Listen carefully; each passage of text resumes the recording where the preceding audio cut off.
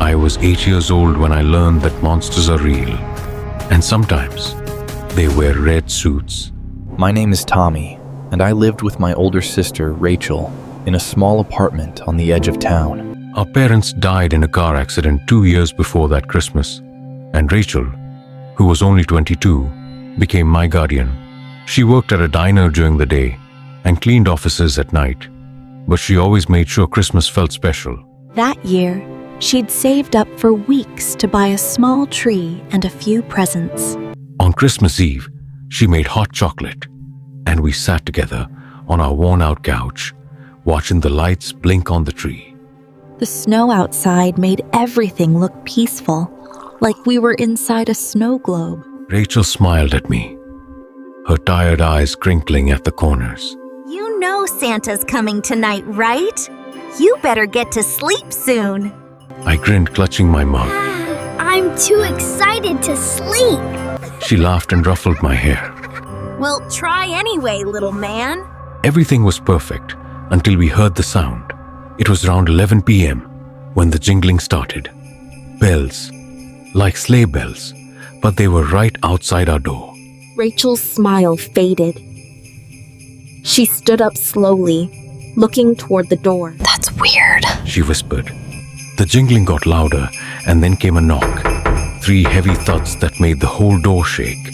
Rachel told me to stay on the couch and walk toward the door. Hello? Ho, ho, ho! It's Santa Claus, little ones. I have a special delivery. The voice was deep and wrong. It didn't sound jolly. It sounded like someone trying too hard to sound jolly, like a recording played at the wrong speed. Rachel looked through the peephole, and I watched her face go pale. Her hand gripped the doorknob, but she didn't open it. We didn't order anything. Please leave. Oh, but I have something very special for Tommy. Don't you want your present, Tommy? My name. He knew my name. Rachel stepped back from the door, her hand shaking. How do you know my brother's name? Santa knows everything. Santa sees you when you're sleeping. The door handle started to rattle violently. Rachel grabbed my arm and pulled me off the couch. Run to my room, now. Lock the door. The rattling turned into pounding. The man outside was slamming against the door with his full weight. Rachel shoved me toward the hallway and I ran, but I looked back. The door was old, the lock was cheap, and on the third hit, it burst open. A man in a Santa suit stepped inside. But the suit was wrong. The red fabric was stained dark in places, and the white fur trim was gray and matted. His beard was real but yellow and scraggly, and his eyes were empty, like looking into 2 black holes. In his gloved hand, he held a candy cane. But it wasn't plastic. It was sharpened to a point, the curved end filed down to a blade. There you are, he said, his lips pulling back in a smile that showed too many teeth.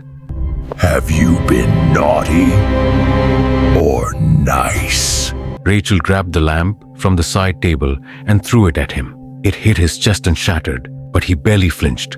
He just kept smiling. Naughty. Definitely naughty. Rachel screamed at me. Tommy, go! Hide! I ran down the hallway and into Rachel's room, slamming the door behind me. I heard a scream and the sound of something crashing. I locked the door and crawled under the bed, pressing my hands over my ears, but I could still hear everything. The man's voice, low and singing. You better watch out. You better not cry. More crashing. Rachel shouting.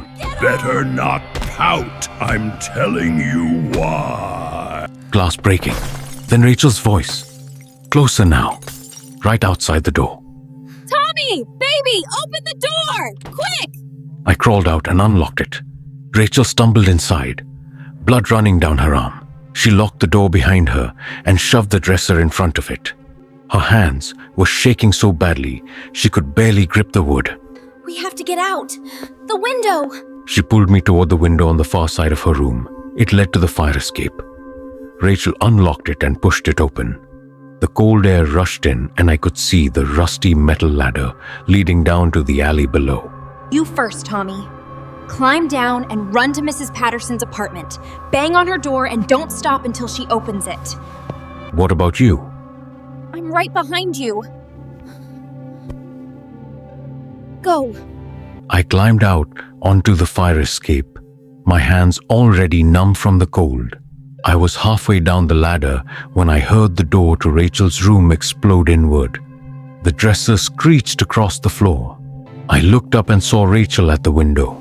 She was about to climb out when the man grabbed her from behind. His arm wrapped around her waist and yanked her back inside. Rachel screamed and clawed at the window frame, her fingers scraping against the wood. Tommy, run! Go! The man pulled her further into the room, and she grabbed the curtain rod, ripping it down as she fought. Santa's been watching you, Tommy. You've been such a bad boy. Rachel kicked backward, her heel connecting with his knee. He grunted and loosened his grip just enough for her to twist around. She punched him in the face, and I saw blood spray from his nose. She grabbed the nearest thing, a heavy snow globe from her dresser, and smashed it against his head. He staggered backward, and Rachel dove for the window. Tommy, move! Climb down! I was frozen, staring up at her. She was halfway through the window when the man recovered. He grabbed her ankle and dragged her back inside. She screamed and kicked, her nails digging into the windowsill. The man pulled her all the way back in, and I heard her hit the floor. No! Rachel, no! I tried to climb back up, but she appeared at the window one more time, blood running down her face. Run, Tommy! Don't you dare come back up here! Run! Her voice cracked, and then the man's hand closed around her throat and pulled her away. I heard the sounds. The struggle. The terrible, wet thud. And then silence. I climbed down the rest of the ladder, my hands slipping on the icy metal. I fell the last few feet and landed hard in the snow. My ankle twisted, but I didn't stop.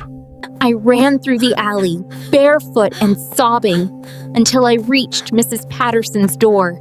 I pounded on it with both fists, screaming for help. When she finally opened the door, I collapsed into her arms. Call for help, please! Something's wrong! He's dressed like Santa! Mrs. Patterson pulled me inside and locked the door. She called 911, and I sat on her couch, shaking so hard my teeth chattered. The police arrived 6 minutes later. They found the man still in Rachel's room, standing over her body. She was lying near the window, her hand still reaching toward me. The sharpened candy cane was on the floor beside her, covered in blood. The man didn't run. He just stood there, smiling, and said, She was on the naughty list. The officers tackled him to the ground and arrested him. They told me later that his name was Leonard Frost. He'd escaped from a psychiatric facility 3 days earlier. He'd stolen the Santa suit from a donation bin and had been breaking into homes, looking for children.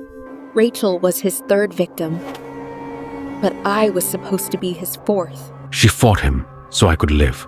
The paramedics said she'd been stabbed twice, but she kept fighting anyway. She kept him away from that window long enough for me to get down the ladder. They found her phone in her pocket. She'd managed to dial 911 before he took it from her. Her last words to the operator were, Please save my brother. It's been 18 years since that night.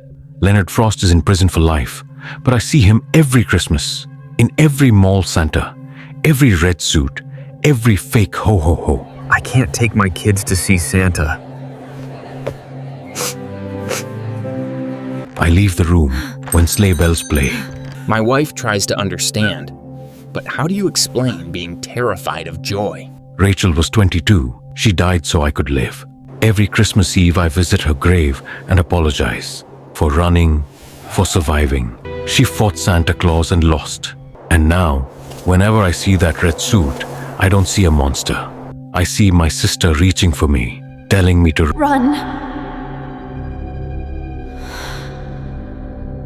That's what haunts me.